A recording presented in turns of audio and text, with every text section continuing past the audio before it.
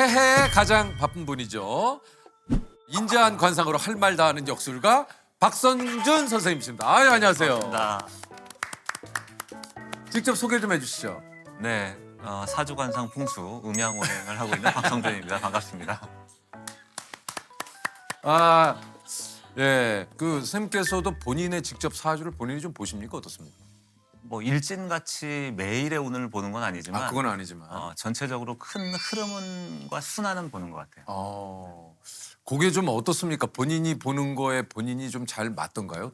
조금 될 때와 멈출 때는 큰 흐름은 좀 맞는다는 생각이 좀 들었습니다. 큰 흐름은. 네. 아니 좀 이 일을 하시면서 뭐 여러 가지 어려운 일들이 많겠지만 가장 좀 힘든 점은 뭐가 좀 있을까요? 제가 이제 그 사람의 얼굴이나 태도나 사주 같은 걸 보고 판단을 하게 되는 거니까 쉽게 그 사람을 판단하고 호불호가 강하게 좋고 나쁨이 정해지는 부분이 스스로 인간관계를 좀 좁히는 부분이 좀 있는 것 같기도 합니다. 그렇구나. 이게 이제 또 그런 것도 좀 있으시다 그래요. 누구를 만나든지 다른 일로 업무적인 일로 만나도 끝은 사주 얘기로 끝이. 아니 그러실 것 같아. 이제는 뭐 얼굴도 너무 많이 알려주셔가지고. 그러니까요. 만나면 늘 물어보는 결론은 자신에 대한 궁금증인 것 같아요. 그래서 이제 심지어는 뭐 이런 방송이나 강연이나 뭐 컨설팅을 할 때 네. 사전 미팅을 굳이 안 해도 되는데 하자마자 사전 미팅을 하면 굳이 이렇게 할 이유가 없는데 네. 보면 이제 결국은 이제 제가 고민이 있다. 이 부분은 어떨지 이제 상담으로 가는 경우가 상당히 많습니다. 어떤 때는 근데 보자마자 얘기를 좀 해주고 싶은 분들도 있죠.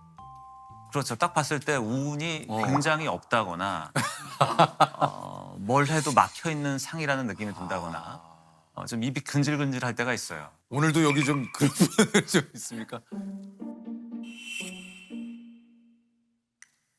딱 봤을 때 뭐 남편이 보이지 않는다거나 그런 것도 있어요? 네, 그냥 혼자 살 것 같은. 와. 자, 보지 마세요. 자, 굳이 묻지 마시고 보지 마세요. 그냥 선생님이 느끼신 거니까. 올해 좀 유퀴즈는 좀 어떨 것 같습니까? 이게 좀 느낌 자체로. 왜 주변 분들? 일단은 네. 연애 인연이 짧거나 없고 어. 일복이 터진 상들이 많으니까 네.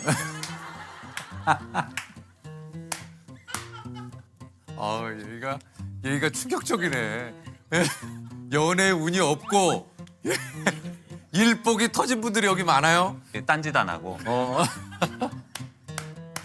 딴짓 못 하고 일만 할 거니까. 안 하는 게 아니라 딴짓을 못 하고. 네. 유재석님에게는 이보다 더 든든할 수 없다. 아유 고맙습니다. 또 여러분 덕분에 이렇게 1년. 저도 좀 그 어디 가면 일복이 타고났다 이런 얘기를 좀 듣기도 하는데 저도 좀 그래요? 그렇죠. 기세 있게 올라오는 물의 흐름에 탔다 이렇게 볼 수 있는 거죠. 네. 그러니까 기세 있게 올라오는 명리의 대운과 세운을 타서 얼굴을 이겨냈다. 나 정말 진짜 아니 그냥 일복을 타고났다기도 되지 얼굴을 이겨냈다는. 어쨌든 그래서 일복은 타고났다 그런 얘기신 거예요? 결국은 일복이 있다. 결국은 일복이 있다. 알겠습니다.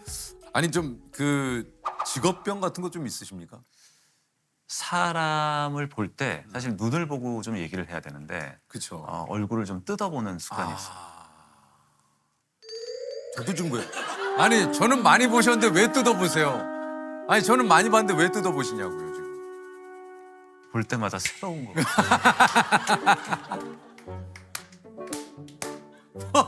볼 때마다 못생겼다는 얘기죠. 지금 그 얘기 하시려고 그러는 거 아니에요? 늘상 옛날에도 그 보면은 그런 비슷한 얘기를 많이 하고 가셔가지고. 뭔가 낯익은데 낯설고. 뭐 약간 그런 느낌. 그런 느낌이 있어서. 이게 좀 나에게 대운, 그러니까 대운이 들어온 걸 내 스스로 알 수 있는 징조 같은 게 좀 있습니까?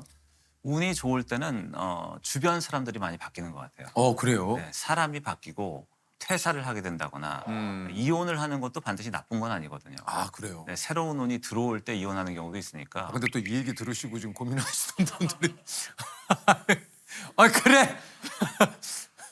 그리고 내가 관심 갖는 분야가 좀 달라진다거나 아하. 내가 돈을 쓰는 곳이 달라질 수도 있고 나라는 사람이 생각하는 어떤 것에 집중하고 싶다거나 명예욕이 생긴다거나 이런 식으로 심리 상태가 좀 많이 바뀔 수도 있고요. 또 하나는 강력한 멘토 같은 사람이 나타나서 나에게 도움을 준다거나 영향력을 줄 수 있는 사람이 나타나기도 하는 것 같습니다. 어쨌든 주변 환경의 변화나 주변 사람의 변화가 있을 때 나에게도 그런 변화가 생길 수 있다라는 얘기신 것 같고 네. 무엇보다 우리가 뭐 인간사 세옹지마라는 말도 뭐 그런 여기에 포함되는 얘기일 수 있지만 꼭 왜 나한테 이런 일이 일어나 했는데 그게 꼭 나쁜 일이 아닐 수도 있다. 그렇죠. 그렇죠. 어떻게 보면 행운이냐 불운이냐의 문제는 어떤 일이 생겼냐 안 생겼냐의 문제라기보다는 그 일들로 인해서 내 태도가 어떻게 바뀌었느냐의 문제인 것 같거든요.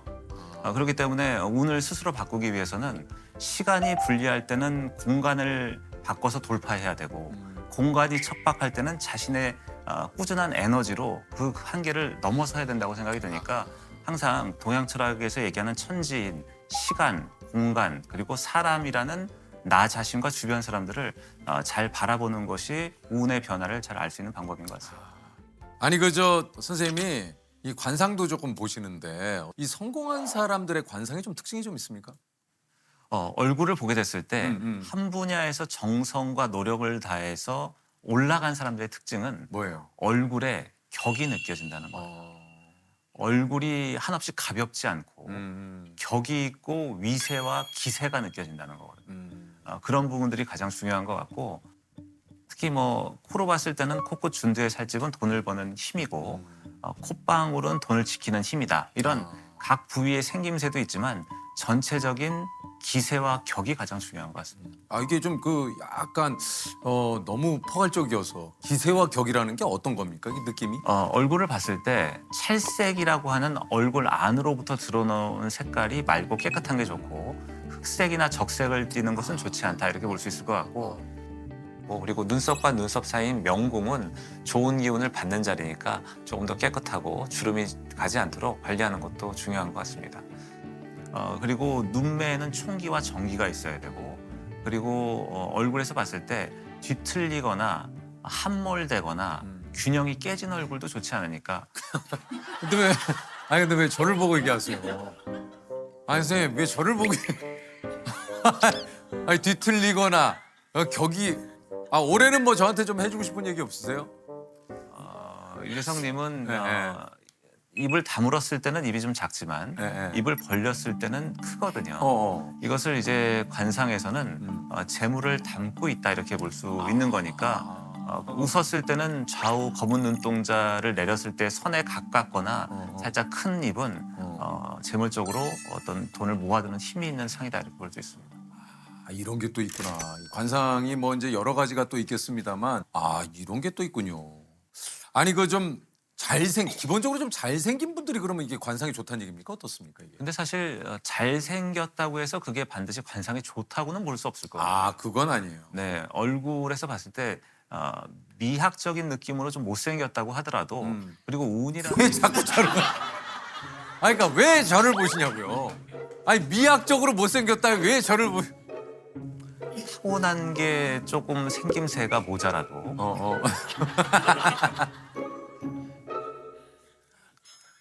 그 내 형태는 어떤 기운을 만들고 얼굴에 영향을 미치면서 상호작용을 하거든요.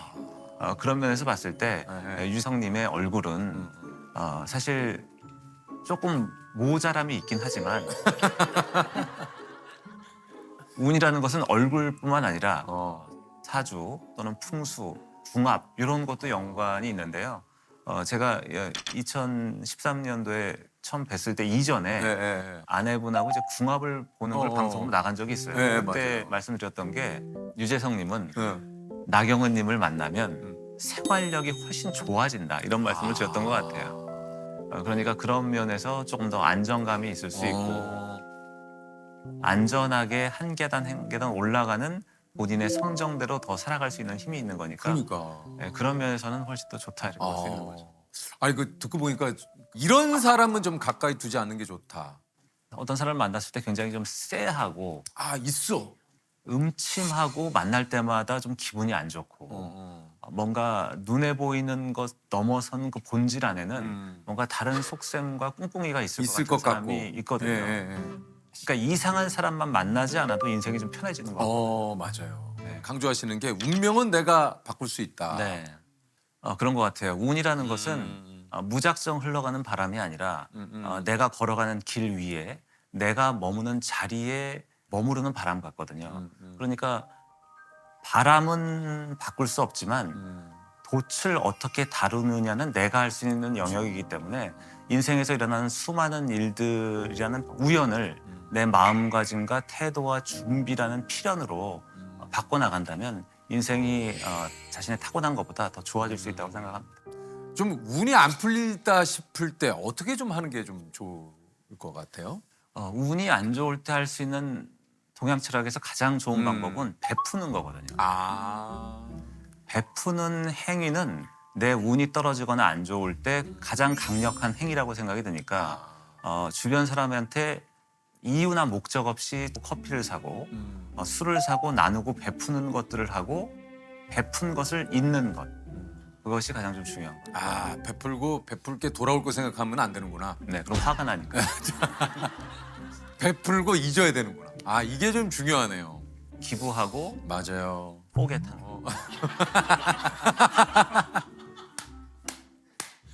어떤 분들의 이제 사주를 봤을 때 사실 운이 없는 분들이 계세요.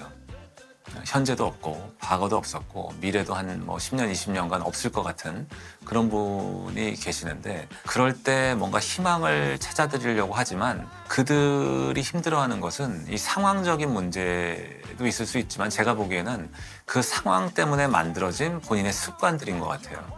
그러니까 자격지심이 생기고 약간 열등감이 생기고 나를 무시하지 않는가에 대한 반감이 강하게 들면서 모든 것을 이제 거부하려고 하는 마음이 들 때 그런 것을 바라볼 때 좀 안타깝기도 한 것 같아요.